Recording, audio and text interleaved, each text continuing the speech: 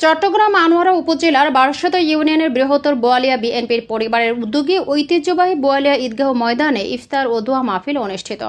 Barasat union বিএনপির সাবেক সভাপতি ও উপজেলা বিএনপির আহ্বায়ক কমিটির সদস্য আবুল কাশেমের সভাপতিত্বে এবং বারাসত ইউনিয়ন যুবদলের সাবেক আহ্বায়ক ও আনোয়ারা উপজেলা বিএনপির সংগঠক মোহাম্মদ ইউসুফ আলীর সঞ্চালনায় প্রধান অতিথি হিসেবে উপস্থিত ছিলেন চট্টগ্রাম দক্ষিণ জেলা বিএনপির নবনির্বাচিত সদস্য সচিব লায়ন মোহাম্মদ হেলাল উদ্দিন। বিশেষ অতিথি হিসেবে উপস্থিত ছিলেন আনোয়ারা উপজেলা যুবদলের সাবেক সফল সভাপতি ও সাবেক ছাত্রনেতা আব্দুল মইয়ুম চৌধুরী ছোটন।